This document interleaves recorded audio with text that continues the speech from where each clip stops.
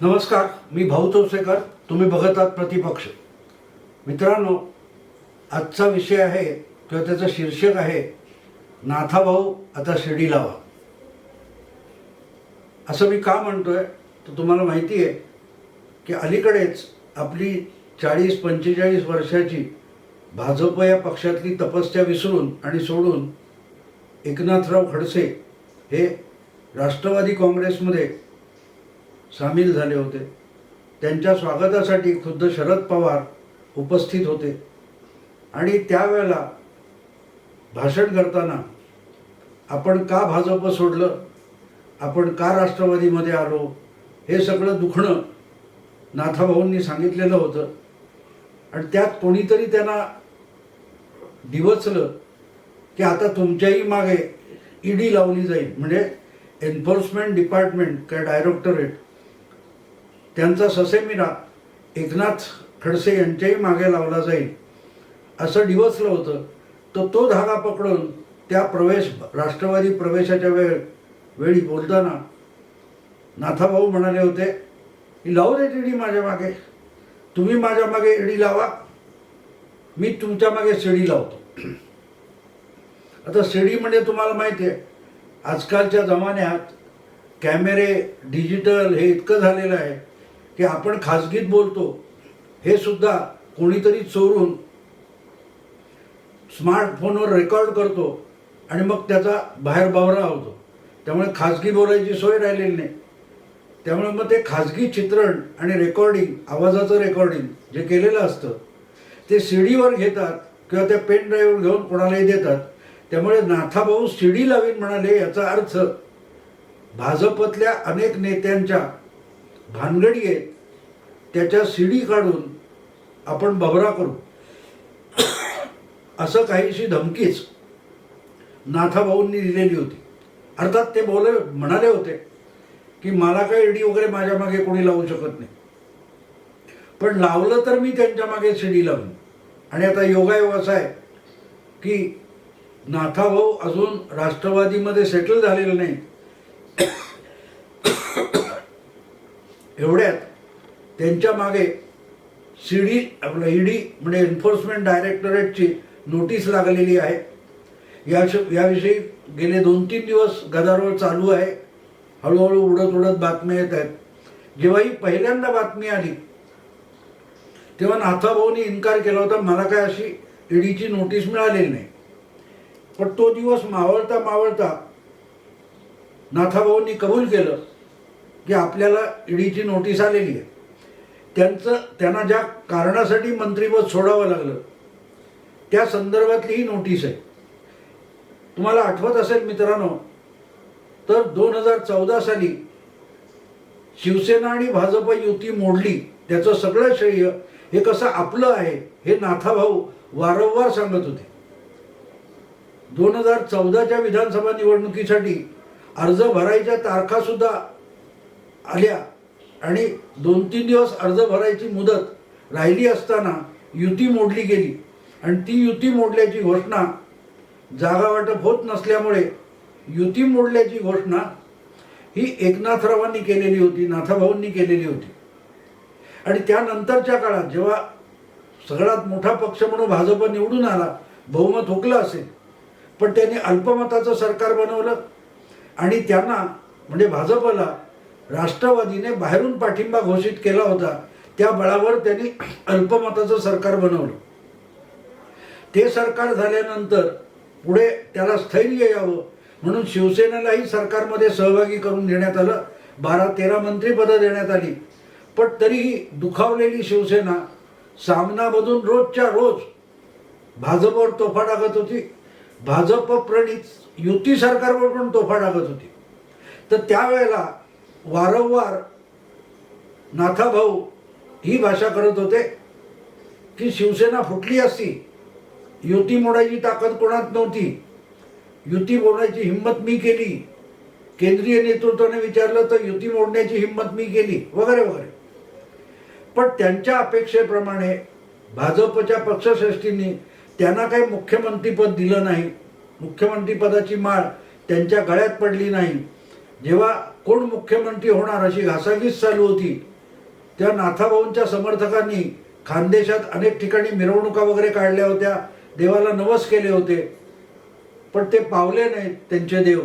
आणि नाथाभाऊंना नंबर 2चा मंत्री म्हणून देवेंद्र फडणवीस यांच्या हाताखाली काम करावं लागलं. त्यामुळे नाथाभाऊ सतत नाराज होते आणि ती नाराजी ते पत्रकारांनाही मंत्रालयात आपल्या केबिनमध्ये बोलून दाखवायचे. ही गोष्ट लपून राहिलेली नाही. पुढे हळूहळू करत एक वेळ अशी आली की नाथाभाऊंना आपल्या मंत्रिपदाचा राजीनामा द्यावा लागला. त्याचं कारण असं होतं की पुण्याजवळ भोसरी नावाचा जो MIDCचा प्रचंड विभाग आहे, मोठा परिसर आहे, MIDCचा संकुल आहे, त्यामध्ये एका भूखंडाचा विषय कुजत पडलेला होता आणि त्यामध्ये काहीतरी व्यवहार करून नाथाभाऊंनी ती जमीन आपल्या कुटुंबाच्या नावाने विकत घेतली आणि त्याच्यात काहीतरी गफलत झाली आहे असा आरोप झाला. आणि आपल्यावरचा आरोप धुतला जाईपर्यंत आपण मंत्रिमंडळातून बाहेर पडतो अशी भूमिका घेऊन नाथाभाऊंना राजीनामा द्यावा लागला होता. अर्थात सरकारने जी चौकशी केली त्याच्यात त्यांना क्लीन चिट दिली होती. ती क्लीन चिट काय त्या नाथाभाऊंना मिळालेली नव्हती. पंकजा मुंडे यांच्यावरही आरोप झाले होते, त्यांचीही चौकशी झाली आणि त्यांनाही क्लीन चिट देण्यात आली. विनोद तावडे यांच्यावरही आरोप झाले, त्यांचीही चौकशी झाली, पण त्यांना क्लीन चिट देण्यात आली होती. मुद्दा असा की क्लीन चिट दिली तरी आणि आरोप झाले तरी पंकजा मुंडे किंवा विनोद तावडे हे मंत्रिमंडळात होते. खडसे मात्र मंत्रिमंडळातून बाहेर पडले होते. त्यांना सक्ती करण्यात आली होती का मला माहीत नाही, पण बहुधा त्यांच्यावर दबाव आणला गेला आणि त्यांनीच राजीनामा दिला. पण त्यांना पक्षाने क्लीन चिट दिली, सरकारने क्लीन चिट दिली, तरी त्यांना परत एकदा मंत्रिमंडळात घेतलं गेलं नाही आणि त्यामुळे ते दुखावलेले होते. आणि आता तेच भोसरीच्या भूखंडाचं प्रकरण हे ईडीच्या तावडीत आलेलं आहे आणि ईडीने त्या व्यवहारासंबंधी चौकशी करण्यासाठी नाथाभाऊंना नोटीस पाठवलेली आहे. आता ही उत्तम संधी आहे नाथाभाऊंना.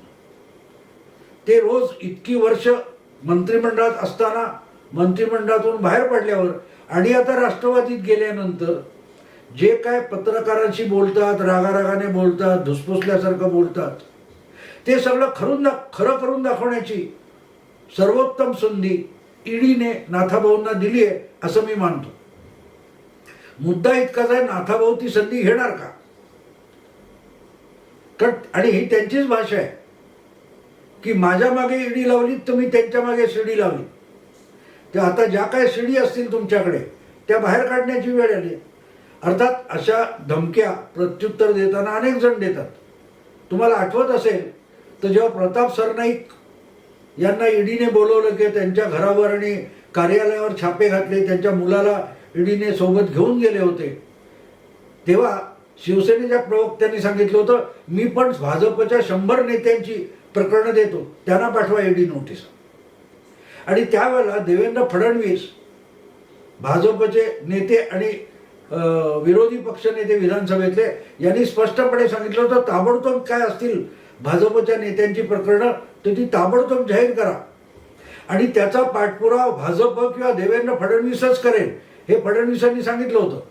पण अजून तरी शिवसेनेचे प्रवक्ते संजय राऊत यांनी 100 ने पण निदान एक प्रकरण, पुढची 2 शून्य सोडून द्या, पण एक प्रकरण सुद्धा ईडीकडे सोपवलेलं दिसलं नाही किंवा त्याचा कुठे भवरा केलेला दिसला नाही. सांगायचा मुद्दा असा की आरोप झाला की तावातावाने प्रत्युत्तर किंवा प्रत्यारोप केला जातो म्हणून तो खरा असतो असं नाही. पण नाथाभाऊंची गोष्ट वेगळी. नाथाभाऊ 6 वर्षापूर्वी जेव्हा विरोधी नेते होते तेव्हा ते रोजच्या रोज राष्ट्रवादी आणि काँग्रेस यांच्यावर दणदणीत आरोप विधान भवनात आणि बाहेर करायचे, पण त्याचीही काही भानगडी आणि पुरावे त्यांनी पुढच्या काळात आणले असं दिसलं नाही. त्यामुळे आत्ता देखील त्यांनी ईडी मागे लागली तर सीडी लावीन असं जे काय म्हटलेलं होतं त्याच्यावर किती विश्वास ठेवायचा असा प्रश्न नाथाभाऊ बोलत असतानाच अनेकांना पडला होता. पण मुद्दा असा मित्रांनो की नाथाभाऊ हे शब्दाला किती जागणारे आहेत हे खुद्द पवारांनी त्याच समारंभात सांगितलं होतं. नाथाभाऊंना पक्षात घेतल्यानंतर आणि नाथाभाऊंनी आपली व्यथा व्यक्त केल्यानंतर जेव्हा त्यांच्या स्वागताला शरद पवार उभे राहिले तेव्हा पवार साहेबांनी म्हटलं होतं की नाथाभाऊ म्हणजे दिलेला शब्द, एकदा शब्द दिला की मागे फिरणं नाही. शरद पवारांसारखा माणूस जेव्हा नाथाभाऊंच्या शब्दाला किती वजन आहे सांगतो, तेव्हा निदान पवारांच्या शब्दाची पत राखणं हे नाथाभाऊंचं कर्तव्य आहे. कारण ते आता राष्ट्रवादी काँग्रेसमध्ये की नाथाभाऊंनी शब्द दिला की मागे फिरणं नाही. तेव्हा माझ्या मागे ईडी लावली तर मी त्यांच्या मागे सीडी लावीन, हा जो शब्द आहे नाथाभाऊंचा तो खरा करण्याची ही योग्य वेळ आता आलेली आहे. आणि फक्त नाथाभाऊंचा शब्द नाही, त्याला दुजोरा देणारा शरद पवारांचाही शब्द खरा करणं आवश्यक आहे. तेव्हा ईडीच्या चौकशीला सामोरे जाणं वगैरे हे ठीक आहे, ते रुटीनचा भाग आहे.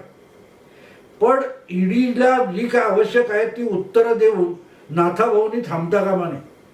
नाथाभाऊंनी त्यांच्याकडे जी काय भाजपच्या नेत्यांची भानगडी लफडी असतील, त्याच्या सीडी असतील, रेकॉर्डिंग असेल, स्टिंग ऑपरेशन असेल, तर ते आता तातडीने बाजारात आणलं पाहिजे.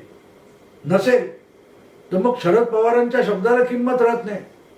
कारण नाथाभाऊ जेव्हा बोलतात की माझ्या मागे ईडी लावली तर मी त्यांच्या मागे सीडी लावीन, तर आता समोरच्यांनी आव्हान स्वीकारलेलं आहे. अगदी स्पष्ट सांगायचं तर भाजपने नाथाभाऊंचं आव्हान स्वीकारलेलं आहे. कारण ईडी असो, सीबीआय असो, कोण असतील, एनसीबी असो, हे सगळे भाजपच्या शाखा आहेत. ते काही सरकारी यंत्रणा आहेत असं कोणी मानत नाही. निदान भाजप सोडून कोणी मानत नाही. ईडी सीडी जे काही त्यांच्यातल्या बदल्या असतील, अमुक तमुक असतील, हे सगळं भाजप करतो. ईडीने रोज कागद, ईडीच्या ऑफिसमधला कचरा काढायचा असेल तो सुद्धा भाजप काढतो. ईडीच्या ऑफिसमध्ये कचरा काय करायचा असेल तो सुद्धा भाजप करतो. त्यामुळे आता ईडीने जे काही केलेलं आहे, नोटीस पाठवली आहे, समन्स पाठवले नाथाभाऊंना, याचा अर्थ ते भाजपने केलेलं आहे. आणि तेव्हा तुमच्या मागे नाथाभाऊ ईडी लावलेली आहे. आता सीडी कधी काढता ते सांगा. खरं तर ईडीची नोटीस आली ही जी बातमी होती तेव्हा नाथाभाऊंनी त्याचा पहिल्यांदा इन्कार केला आणि संध्याकाळी होता होता काही तासांनी स्वीकार केला की हो माझ्याकडे नोटीस आली. तेव्हा पण नाथाभाऊंनी आपल्या राष्ट्रवादी प्रवेशाच्या वेळेला जे काही बोलले होते त्याचा पुनरुच्चार करायला पाहिजे. बघा आता आता मैदानात आलो मी, हे मैदानात आलेत, आता मी त्यांना उत्तर द्यायला मैदानात उतरतो. त्यांनी ईडी लावली ना माझ्या मागे, आता बघा मी किती सीडी बाहेर काढतो. असं नाथाभाऊ बोलावे ही माझ्यासह अनेकांची अपेक्षा होती. कदाचित बाकी कोण नाही तरी देवेंद्र फडणवीस यांची तर नक्कीच अपेक्षा असणार. पण मित्रांनो, दुर्दैव असं की नाथाभाऊ असं काय बोलले नाही. आपल्याला ईडीची नोटीस आली याला त्यांनी दुजोरा दिला, आपण त्यासाठी जाऊन काय ती उत्तरं देऊ हे मान्य केलं. पण सीडी काढू हा पुढला भाग आहे तो नाथाभाऊ विसरून गेले. त्यामुळे आता ह्या विषयाचं करायचं काय? हा विषय गंभीर आहे मित्रांनो. कारण यामध्ये नाथाभाऊंसारखा एक जाणता 40 वर्ष राजकारणात घालवलेला नेता आपल्या शब्दाला जागत नाही, ही फार मोठी बदनामी होऊ शकते. आणि ती बदनामी फक्त त्यांच्यापुरती नाही तर शरद पवारांसाठी सुद्धा महत्वाची आहे. कारण पवारांनी त्यांना सर्टिफिकेट दिलंय नाथाभाऊंना की एकदा शब्द दिला की नाथाभाऊ मागे वळत नाही. अर्थात मागे वळत नाही म्हणजे नेमकं काय की अख्खे वळत नाहीत की मान सुद्धा वळवत नाहीत. नेमकं वळणं म्हणजे काय? कारण पवार हे नेहमी वळणदार बोलतात, ते स्वतः कधी वळतात त्यांनाही माहिती नसतं. त्यामुळे नाथाभाऊ कधी वळणार आणि काय याचा पवारांनी लावलेला अर्थ आपल्याला समजू शकत नाही. पण तेही बाजूला ठेव, नाथाभाऊंना काही स्वाभिमान असायलाच पाहिजे. त्यांनी आता भाजपवाल्यांना सोडता कामा नये. त्यांनीच नव्हे तर आणखीन कोण असतील त्यांच्याकडे ज्या सीडी असतील, कमीत कमी गेला बाजार राष्ट्रवादी आणि शिवसेना हे मित्रपक्ष आहेत, तेव्हा शिवसेनेच्या प्रवक्त्यांकडे आणि सामनाच्या संपादकांकडे भाजपा नेत्यांची 100 प्रकरणं आहेत, 100 नेत्यांची प्रकरणं आहेत. त्यांना रिक्वेस्ट करून त्यांची प्रकरणं घ्यावी त्यांच्याकडून आणि ती भाजपाची प्रकरणं नाथाभाऊंनी चव्हाट्यावर आणावीत. काय हरकत आहे? नाथाभाऊंचा शब्द तर पूर्ण होईल, त्याचा सन्मान राखला जाईल. पण त्या संबंधी 24 तास उलटून गेले तरी काही हालचाल झालेली नाही. आणि त्यामुळे प्रश्न असा पडतो की नाथाभाऊ शब्द दिला की फिरतात का, वळतात का? अजून तरी त्याविषयी काही हालचाल नाहीये. मुद्दा असा आहे मित्रांनो की राजकारणामध्ये आपण बोलतो. मी पवार असोत किंवा खडसे असोत, कोणी फडणवीस असोत किंवा चंद्रकांत दादा पाटील असोत, शिवसेनेच्या प्रवक्त्यांबद्दल मी बोलणार नाही, कारण त्यांना फक्त बोलता येतं, त्यांच्याबद्दल मी बोलणार नाही. पण बाकीचे राजकारणात जे गंभीरपणे राजकारण करू इच्छितात त्यांना मी परत परत यशवंतराव चव्हाणांचे शब्द सांगत असतो. महाराष्ट्रातला अत्यंत जाणता, संयमी आणि सुसंस्कृत नेता ही यशवंतरावांची ओळख होती. आणि ते म्हणाले होते की राजकारणात काय बोलावं यापेक्षा काय बोलू नये याचं भान ठेवलं पाहिजे. दुर्दैव आपल्या मित्रांनो असं की आजच्या काळातले एकापेक्षा एक ज्येष्ठ नेते, एकापेक्षा एक जाणकार नेते, एकापेक्षा एक सुसंस्कृत आणि संयमी आणि मुरब्बी नेते नको तितकंच बोलत असतात. आणि त्यामुळे पदोपदी आणि वारंवार त्यांना आपला शब्द फिरवावा लागतो. मी असं बोललोच नाही, मला असं म्हणायचंच नव्हतं, माझ्या शब्द बोलण्याचा भलताच अर्थ लावला गेला, माझ्या तोंडात भलतेच शब्द घातले गेले, हे सगळे खुलासे करावे लागतात. कारण ह्या लोकांना यशवंतराव चव्हाण समजून घ्यावेसे वाटले नाही. गुरु म्हणायचं, हात जोडायचे, फोटोसमोर पुतळ्यासमोर हात जोडायचे, पण तो माणूस म्हणजे एक फोटो नसतो. बाळासाहेब ठाकरे असोत, यशवंतराव चव्हाण असोत, SM जोशी असोत, ही इतकी मोठी माणसं आहेत की ती माणसं म्हणजे त्यांचा फोटो किंवा पुतळे नसतात. त्यांनी आपल्या वागण्यातून आणि आपल्या कृतीतून आपल्याला खूप शिकवलेलं आहे. मुद्दा असा आहे की आपण शिकतो की नाही. त्यामुळे नाथाभाऊ असोत किंवा शरद पवार साहेब असोत, या लोकांना आपण किती बोलावं आणि काय बोलावं, किंबहुना काय बोलू नये याचं भान काय येत नाही असा प्रश्न वारंवार पडतो. हा, त्या दिवशी पुरती हेडलाईन मिळते की याचा निशाणा, त्यांनी निशाणा सारला, त्यांनी तडाखा दिला, त्यांनी दणका दिला, अशा हेडलाईन मिळतात. आणि त्या हेडलाईन मिळाव्यात म्हणून हे नेते असलं काही बोलतात का, असा मला प्रश्न पडतो. कारण आपण बारकाईने बघितलं, ह्या असल्या बातम्या आणि हेडलाईनी देणारे जे पत्रकार असतात त्यांची तर मला कीव येते. कारण त्यांनी हे शब्द इतके गुळगुळीत करून टाकलेले आहेत की उद्या यांचा कोणाचा बॉम्बस्फोट असं म्हटलं तरी तुम्ही चकित होणारच नाही. बॉम्बस्फोट, दणका, तडाखा, निशाणा हे असे शब्द आहेत की ते वाचल्यानंतर आणि ऐकल्यानंतर माणूस थक्क झाला पाहिजे, चकित झाला पाहिजे. पण आजकाल हे शब्द इतक्या घाऊक रीतीने येत असतात की त्याचं आपल्याला काहीच वाटत नाही. त्यामुळे नाथाभाऊ यांनी जेव्हा राष्ट्रवादीत प्रवेश केला तेव्हा माझ्या मागे ईडी लावली तर मी यांच्या मागे सीडी लावीन, ही हेडलाईन झाली. पण आज सगळे पत्रकार तेवढीच गोष्ट विसरून गेलेत. त्यापैकी कोणीही नाथाभाऊंना विचारलं नाही की बाबा साहेब, नाथाभाऊ तुम्ही सीडी आणणार होता त्याचं काय झालं? तुम्ही अट घातली होती ना की माझ्या मागे ईडी लावा, मग बघा मी तुमच्या मागे सीडी लावतो की नाही.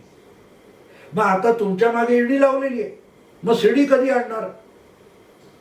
पण सांगायचा मुद्दा असा मित्रांनो की पत्रकारिता इतकी उथळ झाली की त्यांना हेडलाईन देणं हे आपलं कर्तव्य आहे. म्हणून नेते सुद्धा अतिशय उथळ झालेत. आणि त्यामुळे उथळ पाण्याला खळखळाट प्रचंड आहे. आणि त्या उथळ पाण्यामध्ये सगळं राजकारण, सार्वजनिक जीवन बुडून गेलेलं. आत्ता समोर तो कॅमेरा घेऊन उभा आहे, हातात माईक घेऊन उभा आहे किंवा पत्रकार परिषद चालू आहे, तर उद्याची हेडलाईन आपल्याला कशी मिळेल याची प्रत्येकाला काळजी लागलेली आहे. असा जो कोणी आहे तो नेता आहे. आणि मग आपली बातमी ही फार मोठी आहे, हेडलाईन फार मोठी आहे हे दाखवायसाठी त्या प्रत्येक नेत्याच्या मागे ज्येष्ठ हा शब्द लावतात, वरिष्ठ हा शब्द लावतात. ज्येष्ठ नेते, वरिष्ठ प्रवक्ते. पण तो नेता काय बोलला हे पाठ वळलं की विसरून जातात. त्यामुळे नाथाभाऊ एकदा शब्द दिल्यावर पाठीमागे वळत नाहीत हे पवार साहेबांनी सांगितलं. पण पवार साहेब इतकं विसरले की आजची पत्रकारिता पण पाठ वळलं की तुम्हाला सगळं विसरून जाते, तुम्ही काय बोललात ते पण विसरून जाते. त्यामुळे मग असे विषय हे बाजूला पडतात आणि रोज एक नवी हेडलाईन दिली जाते, एक रोज नवी भूमिका, नवा विचार मांडला जातो. कारण काल काय विचार केला, हे मला असं वाटतं की हे सगळे राजकारणी आहेत ना, हे रोज गांधींचं नाव घेतात, पण हे प्रत्यक्षात गांधींच्या काही त्या बकऱ्या आहेत, गांधीजी बकरीचं दूध प्यायचे म्हणतात, त्यांनी बकरी पाळलेली होती. आणि मी त्यांना आहे ना गांधीजींची बकरी का म्हणतो, आपण बघतो की बकरी चरत चरत पुढे जात असते आणि मागे लेंड्या टाकत जात असते. ती लेंडी किती पडल्या, कुठे पडल्या ते पण बघत नसते. तसं आजकालच्या राजकीय नेत्यांची वक्तव्य झालेली आहेत. आणि पत्रकार पण त्या लेंड्या कौतुकाने उचलतात आणि वाटतं की जांभूळ आहे म्हणून बघतात आणि मग टाकून देतात, अरे हे तर बकरीची लेंडी आहे, आणि विसरून जातात कुठे टाकली ती. तेव्हा ह्या ज्या हेडलाईनी होतात, नाथाभाऊंनी ईडी काढली तर सीडी लावणार वगैरे वगैरे हेडलाईन दिली आणि 1.5 महिन्यात विसरून गेले. पण असो, पत्रकार काय करतात ते सोडून द्या. नाथाभाऊंनी आपल्याला शब्दाला जागलं पाहिजे, कारण पवारांनी त्याला दुजोरा दिलाय. पवारांनी सर्टिफाय केलंय की नाथाभाऊंनी एकदा शब्द दिला की मागे वळणं नाही. त्या नाथाभाऊ, वेळ लावू नका. तुम्हाला तुमच्या मागे ईडीचा ससेमिरा लावलेला आहे. तुम्ही दिलेलं आव्हान ईडीने नसेल पण भाजपने स्वीकारले असं दिसतं. तेव्हा आता भाजपच्या काय ज्या नेत्यांच्या सीडी आहेत तुमच्याकडे, त्या बाहेर काढा आणि त्यांना पार वस्त्रहरण करून टाका. कधी काढताय नाथाभाऊ त्या सीडी बाहेर? मित्रांनो, हा व्हिडिओ तुम्हाला आवडला, लाईक करा, शेअर करा, मित्र परिचितांना फॉरवर्ड करा. प्रतिपक्ष वेगवेगळ्या बातम्यांचे, राजकारणाचे पदर उलगडून सांगतो, त्याला अधिकाधिक सबस्क्राईब करा. नमस्कार.